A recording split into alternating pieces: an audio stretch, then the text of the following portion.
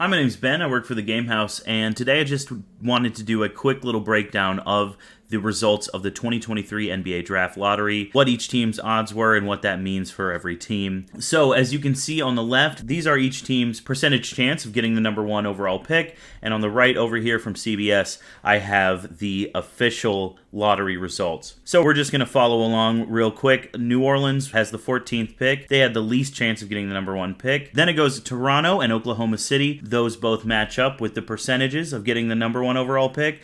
And then Orlando from Chicago. Now, it's important to recognize here that if Chicago would have been pulled for one of the top 4 overall picks, that would have gone to Chicago. But if it fell outside of that range, which it clearly did, Orlando gets that pick. Sort of the same deal for Dallas right here. Dallas got the 10th overall pick, and again, we're following exactly the percentages over on the left side. If that pick would have fallen out of the top 10, then the Knicks would have received it. Now, that's important because the Mavericks sort of tanked the end of their season when they had a chance to make the play-in tournament to try and get a better shot at a top 10 pick in the NBA Draft Lottery. That did pay off, but if it would have landed 11 through 14, then it would have gone to the Knicks. So a big gamble, but it did pay off.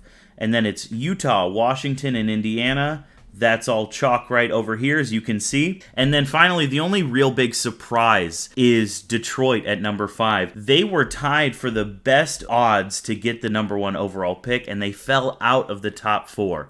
That is huge. Now, Detroit's been bad for the past couple years. They've had a few lottery picks in a row, but they fall out of the top 4 this year, which is unfortunate for them. And then it goes Houston, Portland, and Charlotte. As you can see over here, Houston was tied for the best percentage at 14% for getting the number one overall pick. They fall all the way to 4. Portland and Charlotte, both similar percentages, 10.5 and 12.5. That is chalk right over there too. And then finally, the winner of the 2023 NBA Draft Lottery, the San Antonio Spurs. I'll probably talk about this in a San Antonio Spurs draft profile that I'll have out later.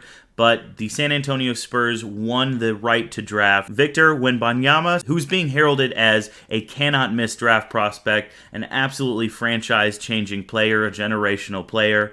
And we know the Spurs love big men because their past first overall picks have been David Robinson, who won 2 championships, and Tim Duncan, who's an all-timer, and also won 5 championships. And they love foreign players, especially French players, people like Boris Diaw and Tony Parker, and another foreign player like Manu Ginobili. So it's interesting because they have earned the right to draft this player that falls right into their wheelhouse, right into their history. But also, if any team, I'm not saying this is going to happen, but if any team were to trade away the number one overall pick, the right to draft this generational player, it would be San Antonio to get an absolute haul. I mean, we're talking superstar after draft pick, after star player, after draft pick. They would get a haul unlike anything the NBA has ever seen. Again, I'm not saying they're going to do that because Wembanyama lands right in their wheelhouse of what they like to take and how they won their championships. But yeah, I just wanted to talk quickly about the NBA Draft Lottery for those of you who weren't really paying attention and wanted a concise recap of it. But let me know if you think San Antonio will keep it.